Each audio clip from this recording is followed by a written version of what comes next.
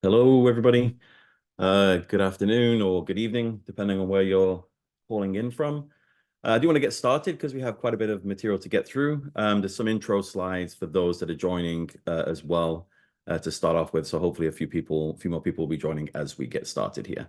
So welcome. Thank you, everybody, for joining this session focused on simultaneously preparing compliant PDFs for global submissions. We've run a number of webinars in the past focused on different areas of preparing your submission content, more at an individual document level.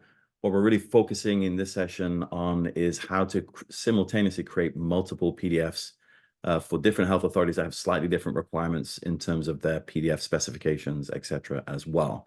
So that's what we're going to focus on here today. So with that, just a couple of quick comments, a couple of welcomes to begin with. I'll mention a couple of housekeeping points at the beginning, but just want to have a quick look at some of the existing processes in preparing global renditions. So rather than individual renditions, how you create sort of multiple simultaneous renditions, how you might do that today. And really then before sort of jumping into how that can be automated, whether at an individual health authority level or obviously more importantly for this session, how you can simultaneously create PDFs for multiple health authorities at the same time and look at some of the benefits, et cetera, at the end. A couple of quick points. At the bottom, there is a chat window as well. So if you do have any questions, please feel free to sort of leave a comment in the chat. There are a couple of people online who should be able to answer those questions that you have. If they can't, I will answer them I'll follow up with you afterwards, any questions they're not able to answer online right now as well. So please feel free to use the chat. There will be some links, etc., in there as well, potentially as well as we go through the session. So please use that. Quick comment about the giveaway that was on the intro video as we were going through, but also here, every 25th registrant who signed up will receive a small gift on our behalf. So don't be surprised if marketing reach out just to sort of get an address where they could send that to as well. Obviously, just in time for the holidays. It's not something that's going to get you in trouble with your organization. It's typically something like a giveaway you'd expect at a trade show, for example, as well. But good luck with that. With that, just very briefly, an intro for those on the line that don't know us so well. DocShifter is a platform that allows for high volume, any-to-any content conversion and enrichment. So that means we take content from any repository, we analyze that content, potentially fixing it as we go, converting it, transforming it into different content for different purposes. In this case, focused on submission preparation. We enrich that content, and then we store the results somewhere else, either back in the same repository or somewhere else. So ultimately, that's the aim of the platform. But because of the functionality that's available, it can actually serve many different use cases as well. Here, we're going to focus on one, but we do have a number of sessions that focus on different use cases from report generation to just kind of analyzing, validating your Word content, automatically fixing it. Same thing with your PDF content, et cetera, as well. So we do have a number of other sessions that are referred to as we go through this session. It is a platform that can scale to organizations of any size as well. So whether you're a small biotech organization with just hundreds of people or sort of a top tier pharma, with tens of thousands of employees, ultimately can scale to any volume of content that you throw at it as well. Just obviously to begin with looking at why you might want to automate some of these processes, it's the same story. Obviously, the key thing centrally is to reduce risk, really streamlining a process that can be typically very manual, time-consuming, really accelerate that content preparation process that you go through, preparing content to go into submissions. What it allows you to do is achieve content compliance earlier, rather than not knowing if your content, the individual pieces of the submission, are actually compliant until you actually run it through a publishing tool and validate it at the end. You typically don't really know, does it really fully meet the needs of the health authorities? This really should allow you to be able to do that much earlier, the point at which you create the rendition in the first place. So we'll look at some of that as we go through, and we have other sessions that talk about that in more detail. But ultimately, the whole aim really of doing this and automating it is it can help a goal of creating simultaneous global submissions as well. The idea is if you can simultaneously create renditions for all the health authorities that are needed, ultimately can help in that aim and that target. So what we'll look at quickly first is some existing processes. So what you might be going through right now, and this is obviously simplified somewhat, but at a high level, content is authored typically in tools like Office, whether that's Word primarily or other authoring tools. That content is then reviewed, which is a manual process or potentially in batch a little bit, depending on tools you're using, updated again manually, rendered at various points in its life cycle. That content then gets rendered to PDF. That PDF, though, often then has to be prepared for inclusion in a submission. It may not meet the needs of your submission process or the submission tool or the health authority to begin with. So you have to prepare the PDF before including it in a submission, including the submission, and then do a draft publish where it may sort of go through further analysis of further changes as well. That then when you validate, you actually see, okay, what issues do you have? Some of which may be related to how it was converted, some of which may stem all the way back from how the content was authored. It's very late to begin identifying issues that may be content related. Obviously, that issue becomes a little bit more complex than if multiple health authorities are involved. So the whole authoring and review stays the same. It's the same piece of content going all the way through to rendering. But at this point, you create a PDF that may meet the needs of a specific health authority, but not necessarily all of the health authorities that are needed. So in the preparation stage, you may have to prepare multiple PDFs for different health authorities. You may have a common standard that you use, but many organizations also have specific ones for Japan, for the US, for Europe. There may be slight nuances, very slight differences between the two. And all of that takes some time in the preparation stage. Those individual PDFs are then included in the relevant submissions. You draft publish, and then you validate multiple PDFs, obviously, to ensure that they meet the needs of the different health authorities, where there are some nuances, some slight differences in the specs. So if you look at kind of how that, what the impact of that could be. So if you've got just taking 3 sample source documents, through simple Word documents, for example, that are then rendered to a specification of PDF. Then each of those PDFs has to be prepared for each region that those files are going to be submitted. In this example, just 5 regions. We've got the US, we've got Europe, we've got Japan, Switzerland, and Canada, ultimately, for each one. So we've got 5 preparations per document. You then have to check, once you've prepared it, you then check that they're submission ready, do some final checks, resolve any issues that may sort of remain before including those documents or PDFs into your publishing tool. You then run a draft publish at some point before you're able to then validate, which then often will kind of perform some kind of validation on the content as well as part of that validation process. And then you resolve any issues, and you may loop back and go around in circles until ultimately you get your final submission created. And in very simple terms, with just 3 documents, at a high level steps, there's 86 steps, or about 116 if you just include 1 resolution per document. Again, this is high level, and each of these steps may have a number of sub-steps within it. Checking that documents are submission ready may involve multiple tools. Fixing things may involve many steps as well.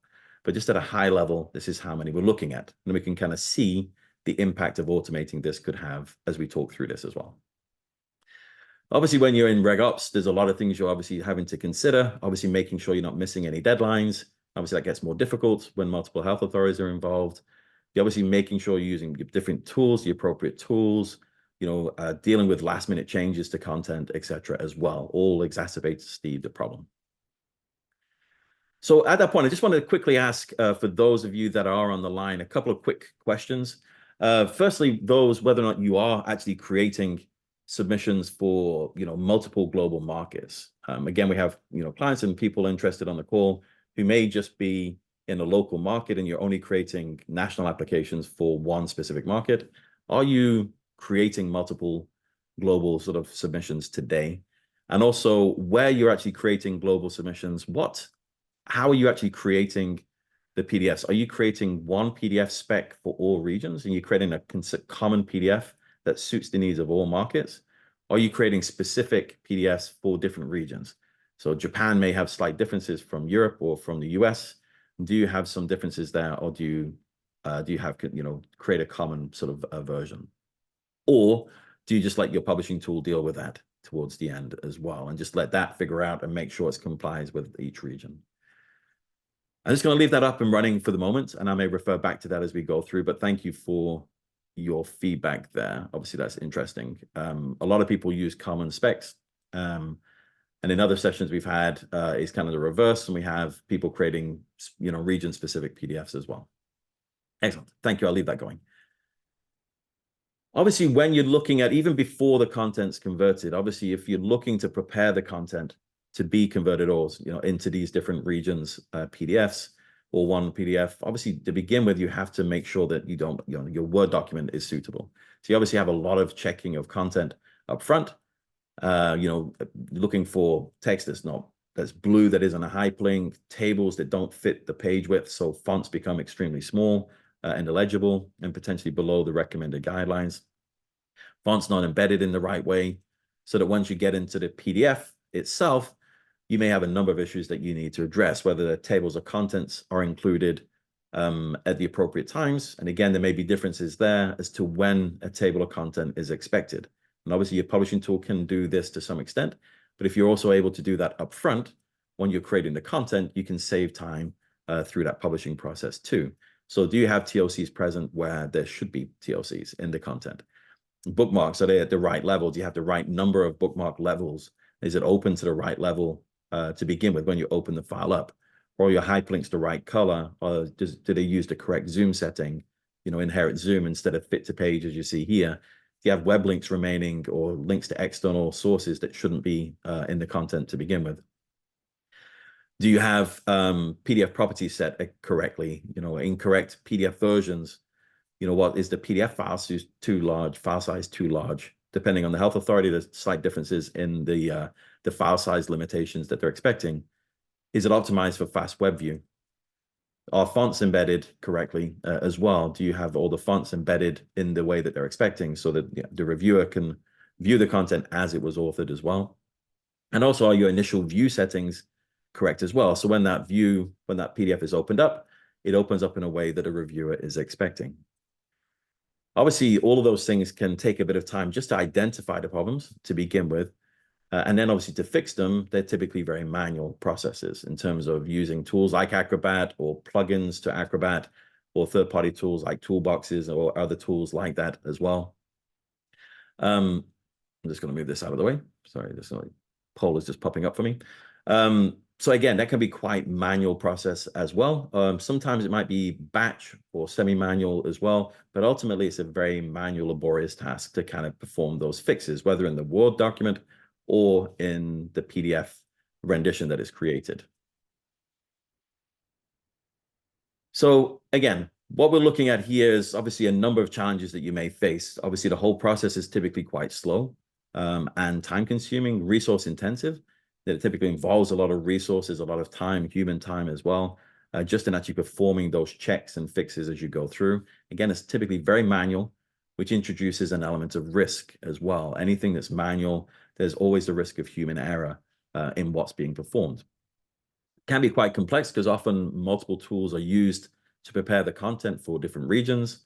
And obviously, where there's multiple tools, it also means there's a training burden on the organization to obviously make sure people are able to use the tools as effectively as possible.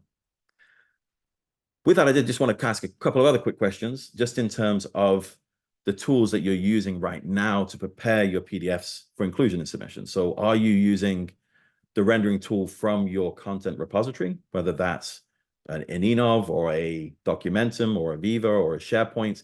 Are you using a rendering tool that's linked directly to your DMS, your content repository? Are you using things like Acrobat? Are you using Office files to, Office tools or the save to PDF option, if you like, from Word, etc., or other tool sets as well, to finalize the PDF like Toolbox, etc. as well. So just interested in what you're using right now. Oh, I'm sorry, this one's actually moved on. I'll just go back here. And also, do you use any region-specific tools? So do you have any tools specific for a region? So if you're preparing content for Japan, for example, do you have any region-specific tools to help you prepare content for specific markets as well? So again, I'll leave that poll up and running just for a little bit. And again, we may refer back to that as we go through. And sorry here, that just kind of flipped through a couple of slides. So with that, just wanted to talk about how to automate this. So that was kind of focused a little bit on how you might do it at the moment, but obviously focus a little bit more now on how and what you can actually automate here as well. So we're going to focus here on the rendering platform itself. In our case, obviously DocShifter, where ultimately we can take content from any repository, basically just about any file format, over 200 different file formats, and do different things with them, perform different functions on that content. And we have different sessions focused in more detail on some of these capabilities. We're really going to focus here more on the conversion to specific formats of PDF, and maybe pulling a few elements from these capabilities like tables or contents that may be required to make that Leaf document, if you like, compliant by making sure it has a TOC where it needs it, and so on. So we'll use some of them, but ultimately a lot of these capabilities can be used depending on the use case. Here we're going to focus on health authority compliance, creating multiple health authority compliant PDFs in this case. But again, it can be used to leverage in different ways for different use cases as well. So what we're going to do to automate, we're going to create workflows that are set up in the background, and the user doesn't have to worry about these. These are actually running, set up, configured in the background, that when the content is stored in the right specific location that you specify, or reaches a certain lifecycle status, or gets sent to a job queue as part of your document life cycles, all of this happens in the background. All I'm showing you here is how those things are configured in the tool, the kind of what's possible there. But the user themselves never see this. This is all running in the background. It's all configured with this drag and drop capability to say, what do you want to happen to content when it reaches a certain lifecycle state, when it gets dropped in a certain place. You configure it, and then it's left to run in the background automatically. So focusing a little bit on the simultaneous global renditions, we're really looking at funneling in any type of content into DocShifter, pulling it in from different sources, and then spitting out one or multiple kind of renditions that meet the needs of one or more health authorities. So it could be one file in and multiple files out as well. So you could end up with, in this case, 6 different renditions from one Word document that comes in, but as many as you need at the end of the day. So looking at how that might look in a workflow, and I will show you live in the product in just a moment, but just a high-level example.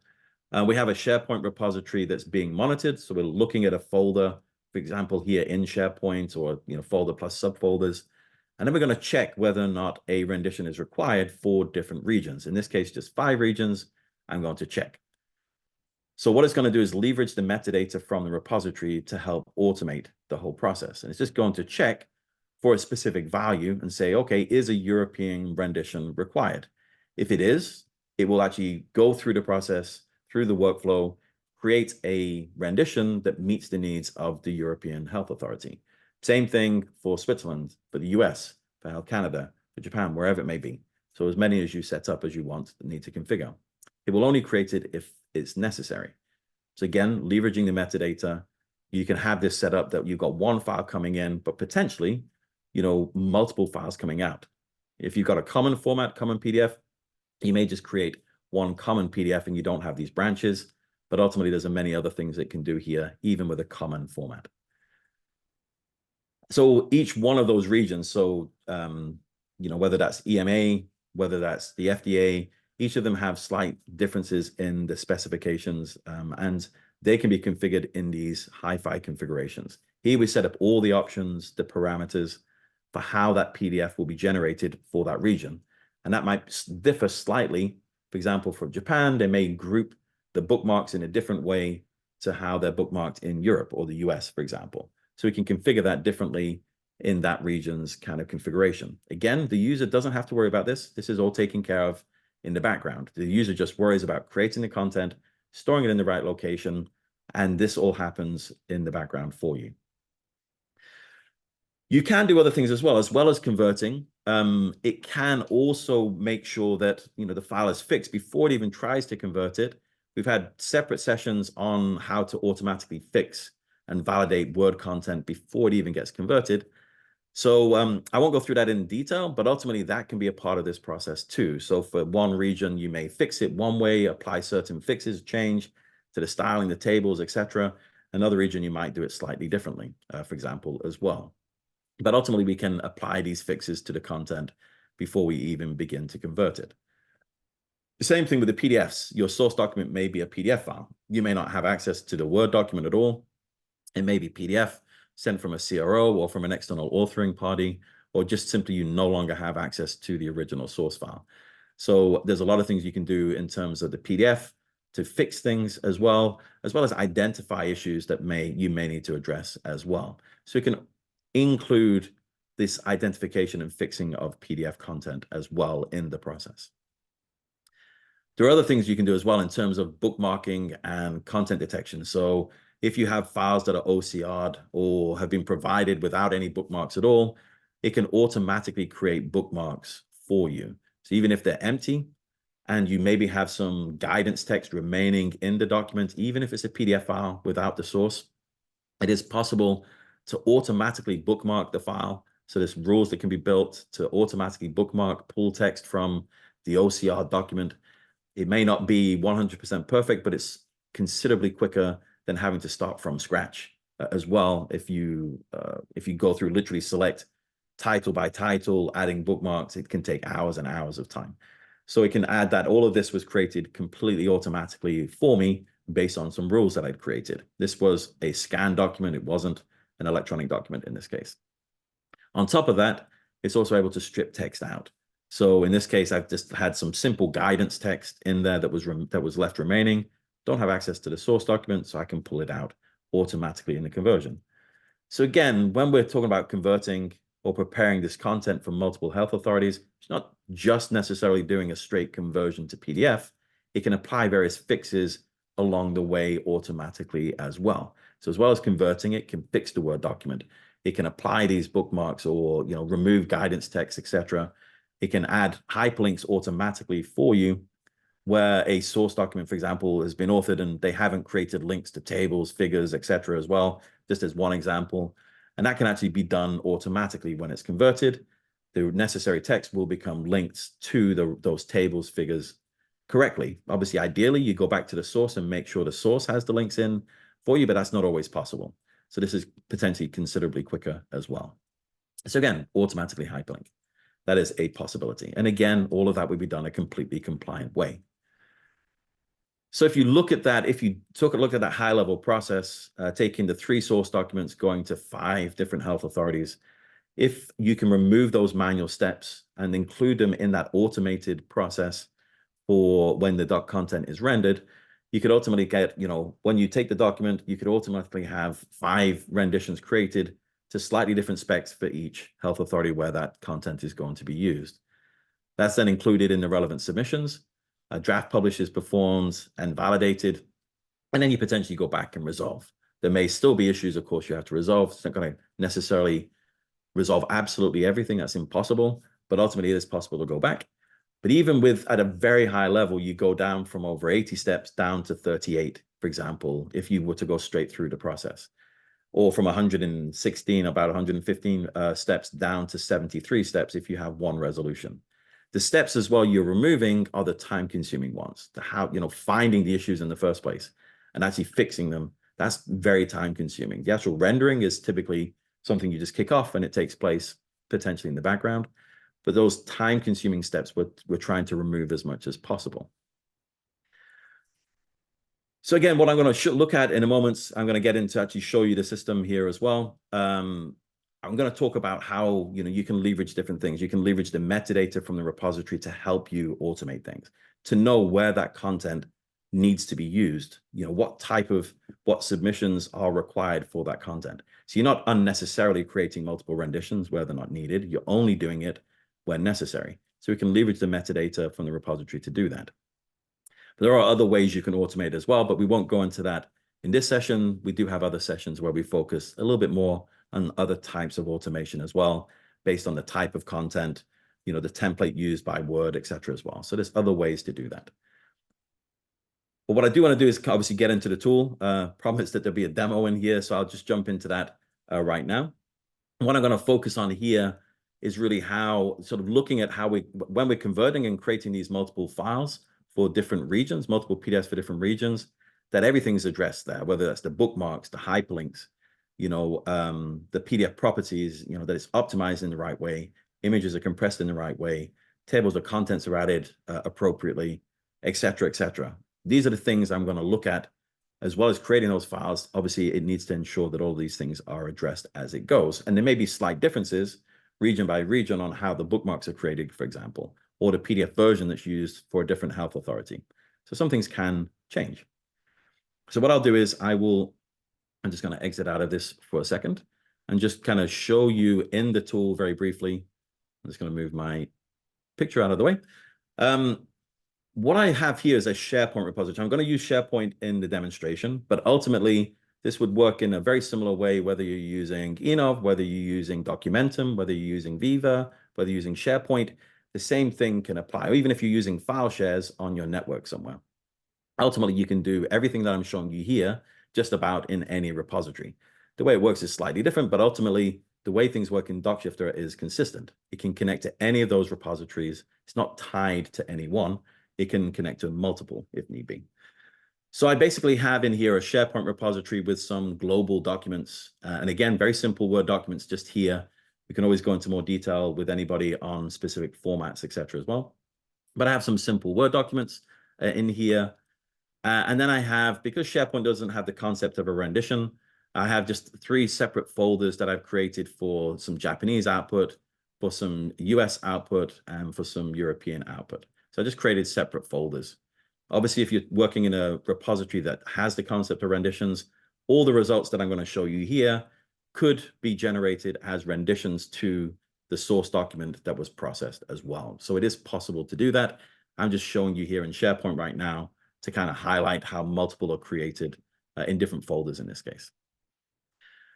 What I have as well in here is basically a DocShifter system that is, if I just go into my workflows, I'm just going to filter this view slightly. I have a simple workflow to begin with that is going to be monitoring that folder. And it's monitoring that folder for content with a specific status. So the status that I'm looking for at this point is this processed by DocShifter. So if this value is unchecked, it means it's not been processed yet. So it should attempt to create a rendition or multiple renditions, depending on what the workflow is doing. So that trigger can be anything. In this case, in SharePoint, that's what the trigger is. It's one of these attributes. In a Documentum environment, it could be it's sent to a job queue, based on your life cycles. In Viva, it can be different attributes. They can be the trigger for these things to happen. But at the end of the day, the user doesn't have to worry other than creating content and making sure that you progress it through the life cycle stage as necessary, and the different life cycle stages. All of this will happen automatically in the background for you. So in this case, what it's going to do is it's going to take the content, any content that's stored in there, and it's going to branch out in 3 different ways. Very simply, it's going to create a PMDA compliant rendition. It's also going to create in the middle aisle an FDA compliant rendition. But before it does that, it's going to potentially add a table of content first. It's going to check if a TOC is necessary. If there isn't one already there, it will then add one to the beginning. And then it will also create an EMA compliant rendition. And each one of those renditions will then be stored in the appropriate output folder. Again, if you have a DMS with renditions, the results can go back and be stored as renditions of the document in the relevant repository too. So if I just look at that right now, if I come in here, and I'm just going to show you the documents that I am using, so you can see what I'm talking about. I'm just going to use this simple document to begin with. I have a 266 toxicology written summary. Again, a very simple template type document that still has some guidance text left in it below some of the titles, the headings. I have hyperlinks that in the source document aren't the right color. They may be red in one case. I've got a black one here, etc. as well. I have various tables included. Again, a lot of this is blank. It's just to show you the idea. So this is one of the source documents that I'm using. So if I just come across here, I'm going to send this one now. I'm just going to set that status, which again, could be done automatically as part of your lifecycle. So I'm just going to change the status here to trigger a request for those global renditions. In this case, in this workflow's case, that means 3 different renditions with slightly different specs. So I change that status, and what I should see, if I go to my Japan folder, I've got my Japanese rendition, my US, I've got my US rendition, and in the EU folder, I've got my EU compliant rendition. So they're going to be 3 slightly different spec PDFs. And when I say different specs, what I mean by that is each one of these has a different configuration. This is PMDA compliant, FDA compliant, EMA compliant. And if I look at these settings, you can see that there's a whole heap of settings for how this PDF will be created in this case. So for Japan, the way I bookmark, for example, I may group my tables and figures bookmarks, for example. I may want to group them in a slightly different way from how they're managed in Europe and in the US. So I have grouping, but I can also define in here how many levels of bookmarks I want, how many should be open when I open the PDF file, etc. So there's about 200 different parameters in here that you can configure differently depending on the region that you're submitting to. So I've got bookmark options. I have options in here for font handling, how my font should be embedded for different regions as well. So typically you need to embed all the fonts that are being used apart from standard fonts. You may not need to embed. So you can decide how you want to embed the fonts. So there's various font embedding options. You can define how your hyperlink should look, whether they should be blue. You can underline them, put them in boxes. Typically they're just blue. But obviously you can also disable or delete external hyperlinks as well to websites, for example, to make sure they're compliant as well.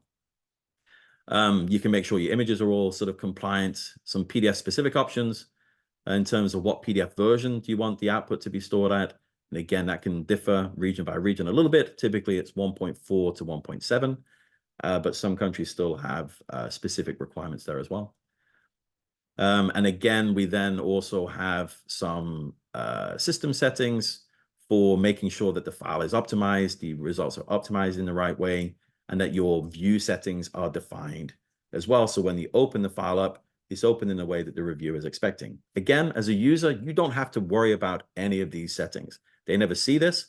These are configured in the background so that whenever a document needs to be created to a specific specification, those options are defined. No matter who creates it, it will always be created in a compliant way, in a consistent, compliant way.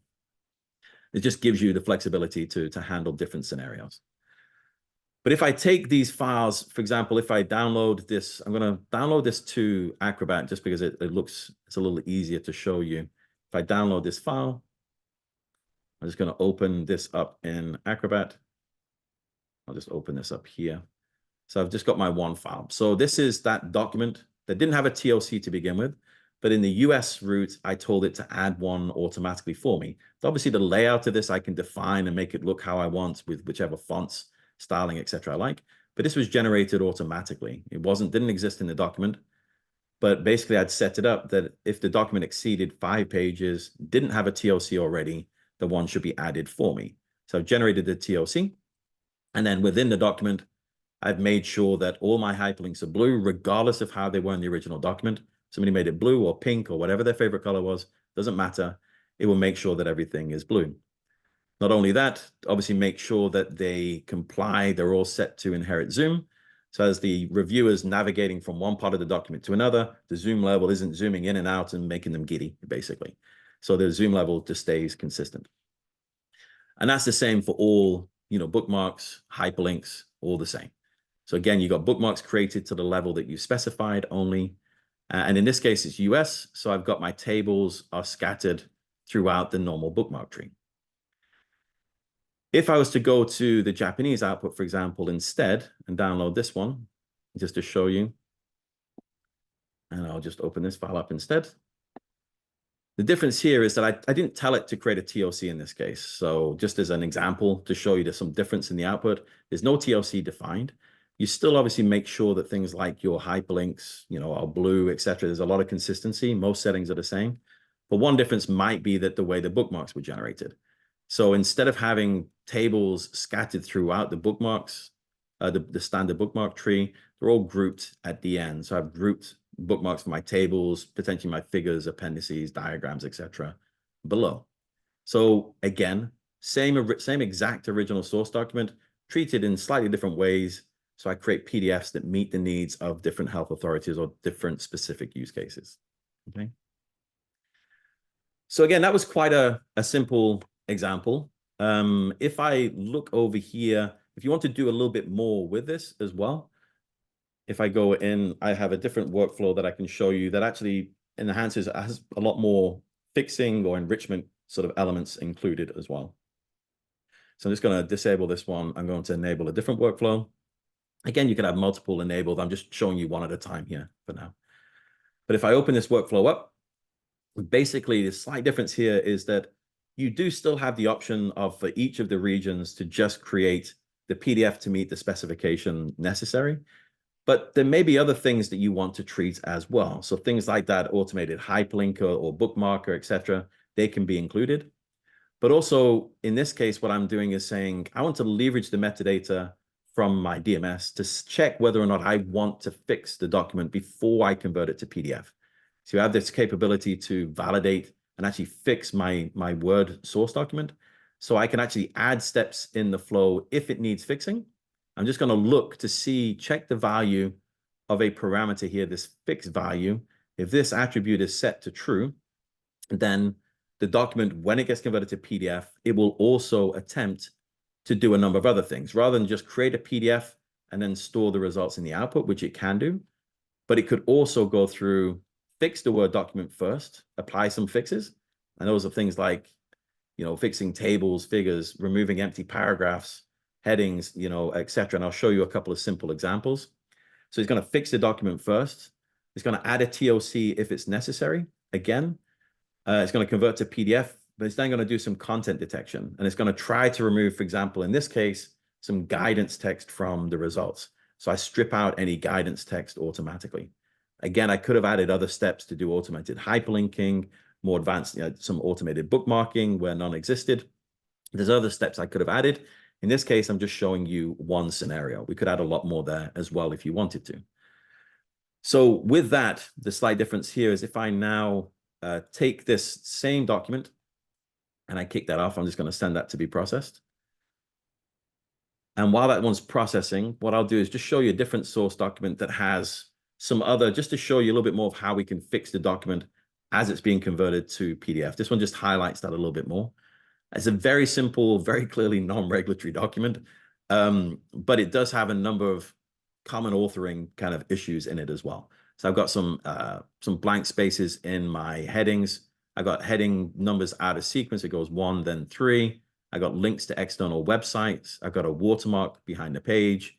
I have a table that doesn't fit the page width. I have images that are not in line. I have comments remaining, etc., empty paragraphs, etc. as well. So it's just another simple example. So what I'll do as well is I'll send that document to be processed as well, just to show you kind of the effects of actually fixing a document as well. But maybe before that, I'll just quickly show you in here. So this should have just been created. Again, now this is a slightly different document. It's now been fixed as well. And I've actually applied more changes to it. So I won't open it up in Toolbox. The main thing I want to show you here is that as well as, I've got my table of content again, but it's done more to it. For example, it's stripped out my guidance text. So it's automatically stripped out those guidance text below each heading. I've left the spacing as it was in this example. You could obviously adjust that as well. So a lot of these things have been removed automatically for me as well. So I've done a little bit more to the content. I've fixed some elements as well. So it can fix up to 60 different items. As it's looking at the document, there's a lot of things that it can change. And that was the reason I quickly sent this other sample through as well. This sample more issues document, that's finished processing now as well. So if I open this file up, you'll see that that is quite different from the original source in that it's fixed a lot of these issues. I don't have padding spaces anymore. I don't have empty paragraphs. They've been stripped out. My heading numbers are now in sequence. My table's been extended to fit the page width, which can affect kind of font sizes so that they are no longer too small and are more legible. I've got watermarks have been stripped out. My images are now set to be in line, etc. as well. So it's fixed automatically before, as it was converting the file to multiple health authorities requirements. It was also fixing the document as it went as well and stripping text out, and it could have done auto bookmarking, etc. as well. So I just wanted to show you a little bit more of a complex example there as we went through as well. So again, that was very quick. Obviously, there's a lot more it can do. We do talk a lot more about what you can do on individual documents, which then can come through here at a multi-health authority level as well. So again, if you do want more details, let us know. We can always send you recordings from previous webinars or arrange a one-on-one discussion with you as well. But with that, let me just quickly come back to my slide deck very briefly. So just again, I just want to go back to that initial slide about what are the benefits of it. Again, a lot of this is just reducing risk. If you have to do all these things manually, human error is going to creep in at some point as well. So it does reduce risk by automating things more. It's more consistent. The results you get are more consistent. As long as you've set things up correctly, you get consistent, compliant results. Again, it streamlines the entire process. It's far quicker, uses far less resources, and you do achieve that content compliance much earlier than you would if you have to wait until you've actually draft published, run the validation in the submission tool, and then look to see what's wrong. At the end of the day, you could already do that directly as part of your rendering process, actually create a report that tells you whether each document is actually compliant or not and fix it for you. The idea really being, if you look at that authoring process for content, you're really moving the ability to see or achieve content compliance much earlier, rather than really not achieving it in many cases until you publish and get that final output. The idea with DocShifter is that you're able to achieve regulatory or health authority compliance, not just submission ready, it's really health authority ready to share with the health authority, as if it's gone through a publishing tool. It's not a publishing tool, it's just dealing with the individual content, but it really does get you to the point where it's ready to share. That way you can identify those issues and address them much earlier, not at the point when you're trying to rush to get the submission out the door. You're able to address those things much, much earlier. That's the intention. With that, just a quick couple of poll questions. I know I'm kind of coming up on time here, sort of a minute or two left. So just want to ask, obviously, one, if anybody's interested in a deeper dive, obviously you can always reach out to us. You hopefully have our contact details. I'll pull up in just a second as well. In fact, I'll just pull that up while this is there. So do take down contact details if you want to reach out and ask any specific questions. By all means, use the comments at the bottom of the chat if you've got any questions still right now. Obviously, we can go on a deep dive session together one-on-one. We'll arrange more webinars where we go into some of what's possible in depth a little bit more. This was just to show you how everything we show you at an individual document level is possible as well, across multiple regions, for when you're creating simultaneous results as well. So one, if you want to reach out, and also just if you don't mind rating a session, it's always good for us to get feedback there as well. And with that, I know we're pretty much on time. So I want to thank everybody. I know there may have been some questions coming in. Hopefully you got answers. Anything that hasn't been answered, I do promise to get back to you as well very shortly. Do wish everybody a happy new year. But thank you, everybody. Have a good evening or afternoon, and see you again soon. Thank you.